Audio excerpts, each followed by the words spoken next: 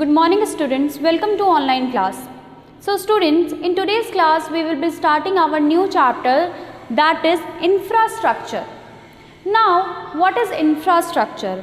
Infrastructures are services, activities, or we can call it facilities, which make any work simpler and easier. Suppose in agriculture,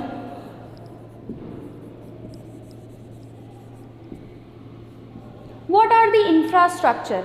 Irrigation facilities,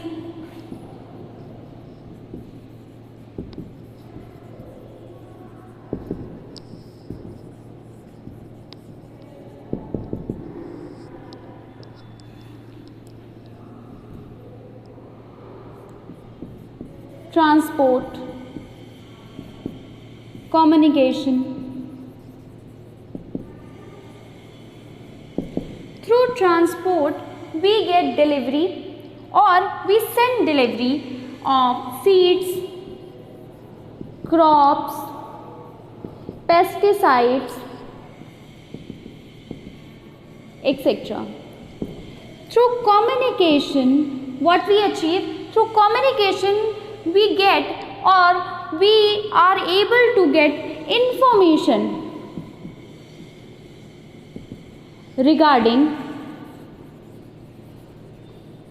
market happenings or market fluctuations or market information you can call it, कि market में जो भी fluctuations चल रही हैं, जो भी prices चल रहे हैं, उनको लेके हमें सारी इंफॉर्मेशन थ्रू कम्युनिकेशन मिलती है, मास मीडिया के थ्रू मिलती है, जस्ट लाइक टेलीविज़न और रेडियो। और अब तो तरह तरह के गवर्नमेंट के पोर्टल्स हो गए हैं जहाँ पे फार्मर्स जो हैं हमारे वो जाके इंफॉर्मेशन जो है वो चेक कर सकते हैं किसी भी क्रॉप से रिलेटेड, उसके प्राइसेस से रिलेटेड, और इस इंफॉर्मेशंस की हेल्प से हम एक बेटर प्रोडक्टिविटी अचीव कर सकते हैं।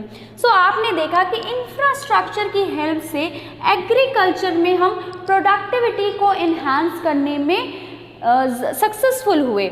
So now infrastructure, we know that infrastructure is services, activities or facilities. Firstly, earlier in the times before 1990s, government was not investing in infrastructure, but after 1990s, government is investing in infrastructure.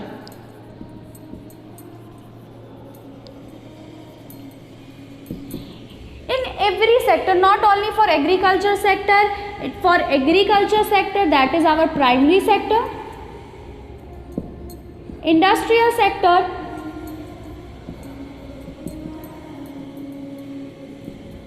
and lastly our tertiary sector, that is service sector. We are getting infrastructure. Government is investing money to build infrastructure in all three of sectors. It helps in achieving better productivity. We know that states like Punjab, Haryana, Himachal Pradesh, they all are very good in agriculture. वो क्यों अच्छे हैं agriculture में इतने ज़्यादा? क्योंकि वहाँ पे इरिगेशन फैसिलिटीज़ बहुत अच्छी हैं, वहाँ पे ट्रांसपोर्ट फैसिलिटीज़, रोड की फैसिलिटीज़ बहुत अच्छी हैं, जिसकी वजह से ये स्टेट जो है एग्रीकल्चर सेक्टर में एक लीडिंग स्टेट्स की तरह आगे हैं। आपको पता है कि केरला में हेल्थ, सैनिटेशन, टूरिज़्म, इन सब के लिए हमारा केरला जो है फेमस है। तो गवर्नमेंट ने केरला की जो स्टेट गवर्नमेंट है वहाँ उस गवर्नमेंट ने इन्वेस्टमेंट किया है इन सारे इंफ्रास्ट्रक्चर्स पे, इसलिए वो गॉड्स ओन कंट्री कहा जाता है, जैसा कि हमें पता है। या आप कह सकते हो कि वहाँ पे इतना ज़्यादा टूरिज़्म है, या वहाँ पे आप जानते हो कि लिटरेसी रेट सबसे ज़्यादा केरला में हाई है। जैसे हमारा है बैंगलोर, जो कर्नाटक का कैपिटल है या है हमारा हैदराबाद। ये क्या है? ये आईटी सेक्टर का हब माना जाता है। क्यों? क्योंकि यहाँ पे आईटी सेक्टर को बढ़ावा देने के लिए, या आप कह सकते हो उसे इनकरेज करने के लिए, तरह तरह के इंफ्रास्ट्रक्चर जो भी आप कह सकते हो मशीनरीज हैं या फिर टेलीकम्युनिकेशन है या टेक्नोलॉजी है, वो सब अवेलेबल है। इसलिए ये जो स्टेट्स हैं ये क्या है, वहाँ पे एक लीडिंग एजेंट है। हमें पता है कि महाराष्ट्र और हमारा गुजरात, ये दोनों ही स्टेट्स क्या हैं, इंडस्ट्रियल सेक्टर में लीडिंग स्टेट्स हैं। क्यों? क्योंकि वहाँ पे इंफ्रास्ट्रक्चर अच्छा है। तो ये जितने भी स्टेट्स की हमने बातें की, ये सारे स्टेट्स जो है एक बहुत ही अच्छा इंफ्रास्ट्रक्चर यहाँ पे है। इंफ्रास्ट्रक्चर से हमारा सिंपल सा मतलब है कि वहाँ पे रोड्स हैं, वहाँ पे कम्युनिकेशन की बहुत अच्छी फैसिलिटीज़ हैं, वहाँ पे आप देखोगे तो इंडस्ट्रियल डेवलपमेंट या जो भी ये आप देख रहे हैं कि महाराष्ट्र या गुजरात है, वहाँ पे पोर्ट के पास में ये जो है हमारे स्टेट्स हैं, तो यहाँ पे उन्होंने पोर्ट्स डेवलप किए हुए हैं, जिसकी वजह से रॉ मटेरियल को लाना ले जाना ये सारी चीज़ें बहुत ईजिली हो सकती हैं। तो ये चीज़ें वहाँ ट्रेड को, कॉमर्स को और ज़्यादा जो है इनकरेज करती हैं, और इसीलिए यहाँ पे ज़्यादातर इंडस्ट्रीज़ हैं। अब आप सपोज़ करिए वहाँ पे पोर्ट डेवलप ही नहीं होते, तो क्या वहाँ पे ये इंडस्ट्रीज़ इतना अच्छा फ्लरिश कर पाती? नहीं, बिल्कुल भी नहीं। तो गवर्नमेंट ने जहाँ जहाँ इंफ्रास्ट्रक्चर पे इन्वेस्टमेंट किया, इंफ्रास्ट्रक्चर डेवलप किया है, वहाँ वहाँ हम देख सकते हैं कि गवर्नमेंट के वो स्टेट्स जो हैं बहुत ही लीडिंग स्टेट्स की तरफ आगे आए हैं, और तरह तरह के सेक्टर्स में वो जो है एक आउटपुट दे रहे हैं और एक बहुत अच्छी प्रोडक्टिविटी दे रहे हैं। Now moving further to infrastructure. Infrastructure provide supporting services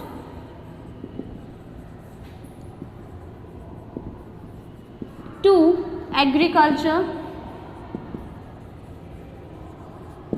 industries, trade and commerce. They can be from domestic and international level. Now, what are these supporting services? ये क्या है supporting services? पहला तो हम देख लेते हैं रोड, आपकी कैनाल्स हो गए, डैम्स हो गए, टेलीकम्युनिकेशन हो गया,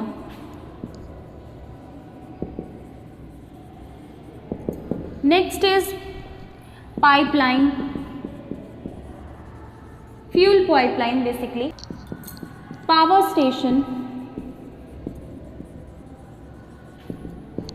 oil and gas pipeline,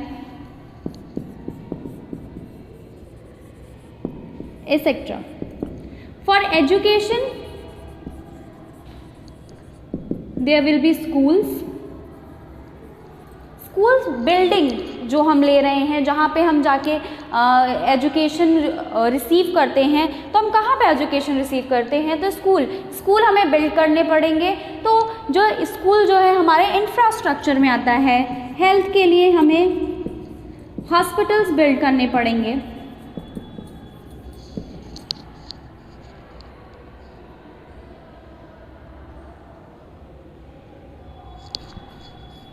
For sanitary system,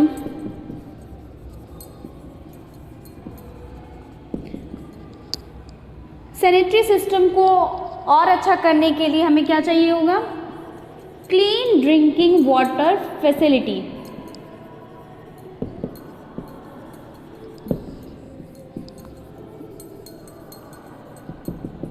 and public toilets.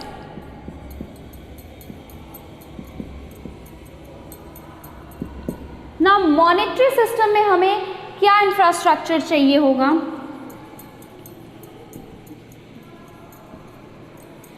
Monetary system में first of all we want to have banks, insurance,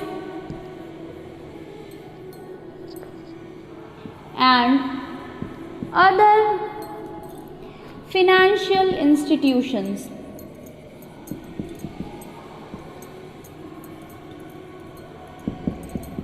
Okay.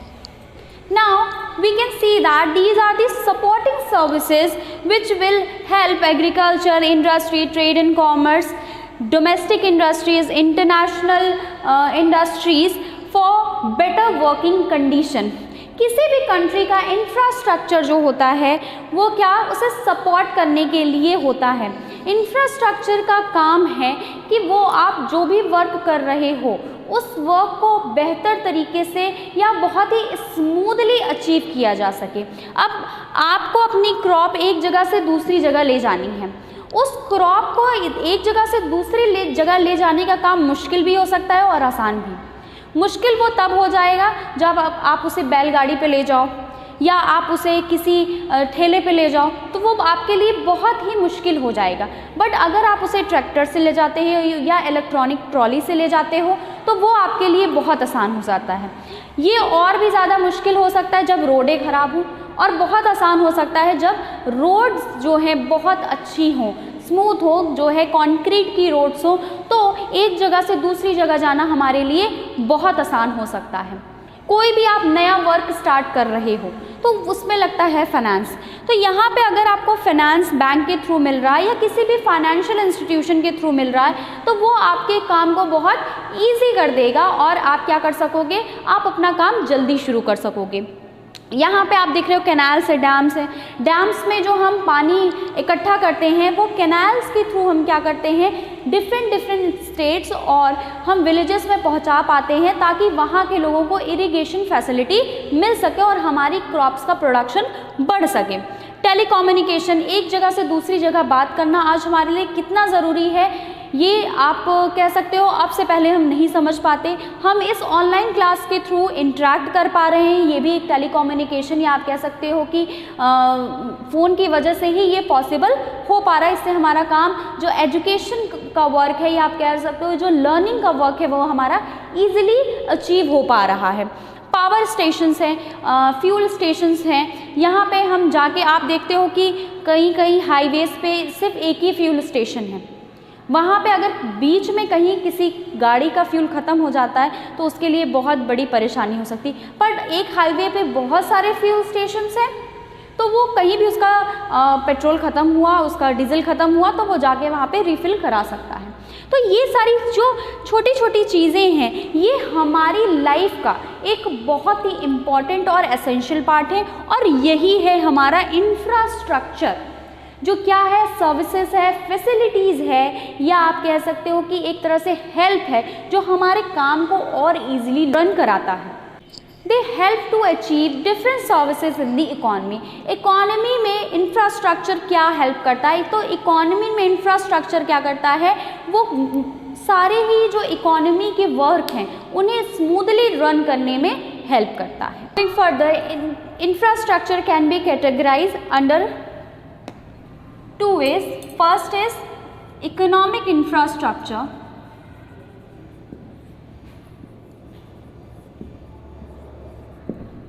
and second is social infrastructure. Okay. Economic infrastructure includes transportation,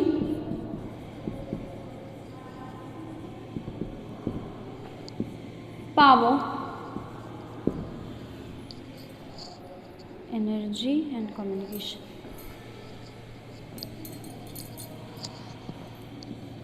Energy and communication.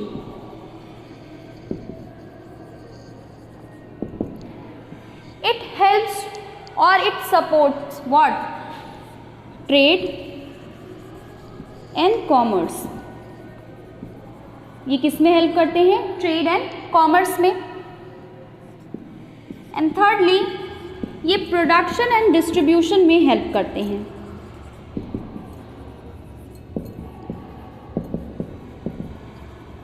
Now ये directly हमारे जो economy में activities होते हैं उन्हें effect करते हैं।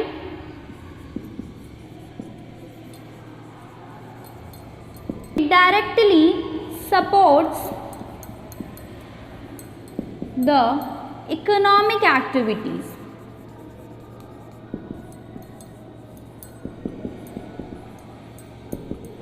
Okay, energy, transportation and communication, it comes under economic infrastructure. It supports trade and commerce.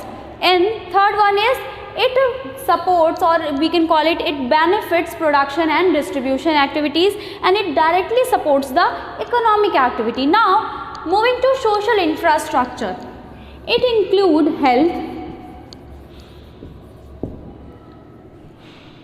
education and housing.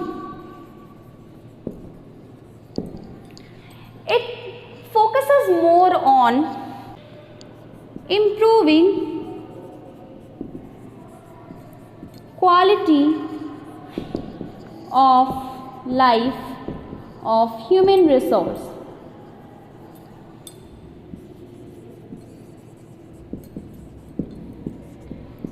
Social infrastructure में क्या आते हैं? हेल्थ है हमारा, एजुकेशन है हमारा, हाउसिंग है।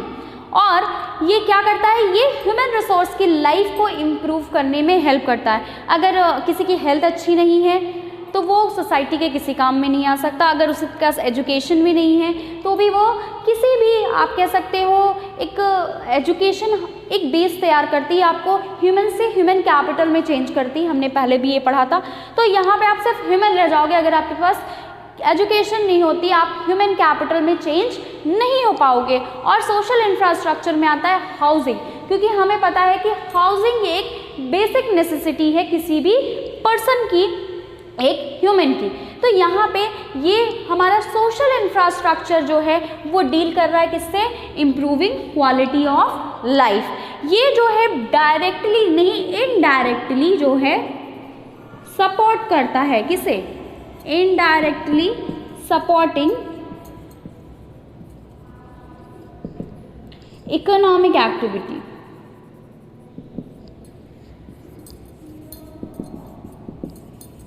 इनडायरेक्टली इकोनॉमिक एक्टिविटी को ये कैसे सपोर्ट करेगा?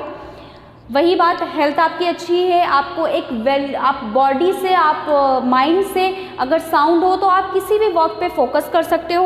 बेहतर एजुकेशन जब आपको मिलेगी तो आप एक बेहतर ह्यूमन बीइंग बनोगे, आप ह्यूमन से ह्यूमन कैपिटल में चेंज हो जाओगे, आप एक प्रोडक्टिव ह्यूमन बीइंग में चेंज हो पाओगे, आप प्रोडक्टिव एक्टिविटीज़ में इन्वॉल्व हो सकते हो। ये सारी चीज़ें क्या करेंगी? आपको और ज़्यादा जो है इकोनॉमिक, ये सारी एक्टिविटीज़ जो है आपको बेहतर, एक कह सकते हैं, इकोनॉमिक एक्टिविटी में ले जाएंगी। और क्या करेंगी? आप जीडीपी में और ज़्यादा इनपुट दे सकोगे, आप जीडीपी वर्क करके जीडीपी को और ज़्यादा बढ़ा सकोगे। तो हमारा जो इकोनॉमिक इंफ्रास्ट्रक्चर है और जो सोशल इंफ्रास्ट्रक्चर है वो एक दूसरे के सप्लीमेंट्री एंड कॉम्प्लीमेंट्री हैं, दोनों एक साथ ही चलते हैं। भले दोनों अलग अलग हैं पर दोनों ही एक दूसरे की नीड्स हैं। यहाँ पे आप इकोनॉमिक इंफ्रास्ट्रक्चर को देखो तो कम्युनिकेशन, ट्रांसपोर्टेशन, एनर्जी है। सोशल इंफ्रास्ट्रक्चर में हमारा एजुकेशन, हेल्थ एंड हाउसिंग है। ये सारी ही चीज़ें एज ए सोसाइटी बहुत ही नेसेसरी है।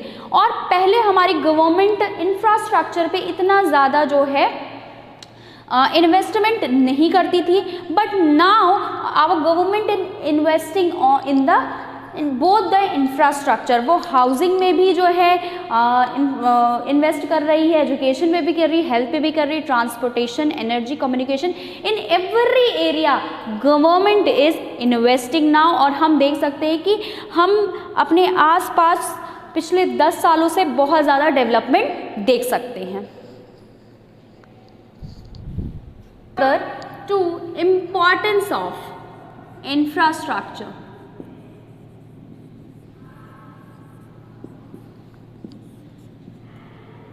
It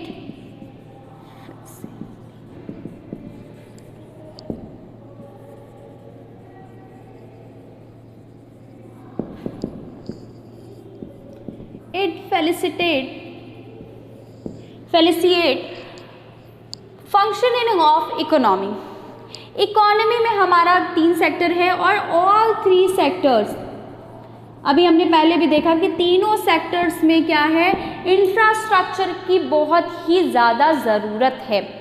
ये इंफ्रास्ट्रक्चर जो है हमारी इकोनॉमी को क्या करता है, स्मूथली रन करने में हेल्प करता है। हमारी जो भी एग्रीकल्चर सेक्टर है, या आप कह सकते हो सेकेंडरी सेक्टर है, या फिर टर्शरी सेक्टर है, ये तीनों ही सेक्टर इंफ्रास्ट्रक्चर पे डिपेंड करते हैं। और अगर अच्छा इंफ्रास्ट्रक्चर नहीं हुआ, जो हमारे पास पहले नहीं था 1990 से पहले, तो हमने देखा है कि हमारी इकॉनमी एक बहुत ही जो है पिछड़ी इकॉनमी थी, और हमारे पास रिसोर्सेज होते हुए भी हम उनका फुली यूटिलाइज नहीं कर पा रहे थे।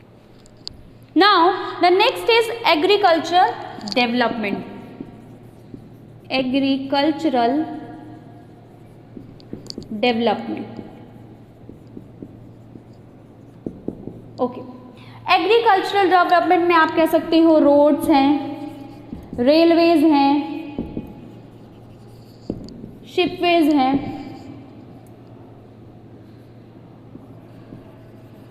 ये सब हेल्प करती हैं एग्रीकल्चर को, आपके क्रॉप्स को पेस्टिसाइड्स है, केमिकल है, मैन्योर्स हैं, फर्टिलाइजर्स हैं, या आपकी सीड्स है, उनको एक जगह से दूसरी जगह ले जाना। नहीं तो आपकी क्रॉप जो फसल आपकी हो गई है, आप उसे एक जगह से दूसरी जगह सेल कर सकते हो। तो एग्रीकल्चर डेवलपमेंट के लिए इंफ्रास्ट्रक्चर बहुत ज़रूरी है, जैसे बैंकिंग,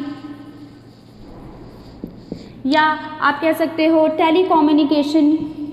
ये सब हमारे एग्रीकल्चर सेक्टर के डेवलपमेंट के लिए बहुत ही ज़्यादा ज़रूरी है।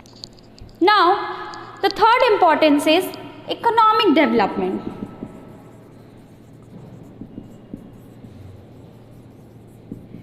Economic development means development in all three sector. Agriculture sector का तो हमने देखा ही। यहाँ पे हम इंडस्ट्रियल सेक्टर का देखें तो इंडस्ट्रियल सेक्टर में जो है पावर इलेक्ट्रिसिटी जिसे हम कह सकते हैं, इसकी बहुत ही ज़्यादा ज़रूरत पड़ती है, क्योंकि हमें पता है कि जितने भी इंडस्ट्रियल एरियाज़ हैं या फिर इंडस्ट्रीज़ हैं, वहाँ बड़ी बड़ी जो है मशीनरीज वर्क करती हैं। उन मशीन्स को चलाने के लिए बहुत ही हेवी पावर सप्लाई की ज़रूरत होती है। तो अगर हमारे पास पावर सप्लाई इतनी अच्छी नहीं होगी तो इंडस्ट्रीज़ में कोई भी वर्क नहीं हो पाएगा। टर्शरी सेक्टर ही है हमारा, टर्शरी सेक्टर जिसे हम सर्विस सेक्टर कहते हैं। तो टर्शरी सेक्टर में भी आप कोई भी वर्क, मैंने जैसे कहा कि आपको फाइनेंस चाहिए होगा वर्क के लिए, तो बैंकिंग फाइनेंस के बिना आप कोई भी वर्क शुरू नहीं कर सकते हो। ये सारे इंफ्रास्ट्रक्चर जो हैं हमारे इकोनॉमिक डेवलपमेंट में जो हेल्प करेंगे। It provide employment.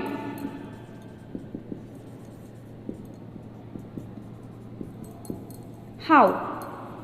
जब भी आप कोई डैम बनवाते हो, आप कोई रोड कंस्ट्रक्ट करते हो, या आप कोई इलेक्ट्रिसिटी यूनिट सेटअप करते हो, या आप कोई रेलवे का नया आप लाइन सेटअप करते हो, टेलीकम्युनिकेशन में, या कोई बैंक की कोई यूनिट सेटअप करते हो, तो उसमें आपको चाहिए मैन पावर, आपको ह्यूमन चाहिए उसके लिए। तो वहाँ पे ह्यूमन को क्या मिलेगा? एम्प्लॉयमेंट मिलेगा, और जब एम्प्लॉयमेंट मिलेगा तो वो एक बेहतर लाइफ की तरफ आगे बढ़ सकेंगे। तो इंफ्रास्ट्रक्चर डेवलपमेंट हमें क्या देता है? एम्प्लॉयमेंट भी देता है।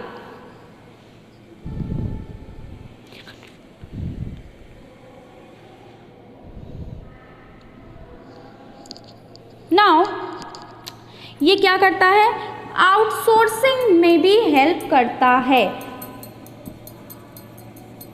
आउटसोर्सिंग का मतलब मैंने बताया था कि जब आप किसी काम के लिए किसी बाहर की कंपनी को हायर करो, जैसे आप की कंपनी में आप बिज़ी हो और कई ऐसे normal day to day work होते हैं जिन्हें आप कैरी आउट नहीं कर पाते, तो उसके लिए आप किसी बाहर की कंपनी को हायर करते हैं। जैसे सिक्योरिटी का हो गया कि आपका कोई इंस्टीट्यूशन है, वहाँ पे आप सिक्योरिटी हायर करना चाहते हो, सिक्योरिटी वहाँ की बढ़ाना चाहते हो, तो वहाँ पे आप क्या करोगे, आप किसी सिक्योरिटी एजेंसी को हायर करोगे, वो अपने गार्ड्स यहाँ पे भेजेंगे और आपके इंस्टीट्यूशन को सिक्योरिटी देंगे।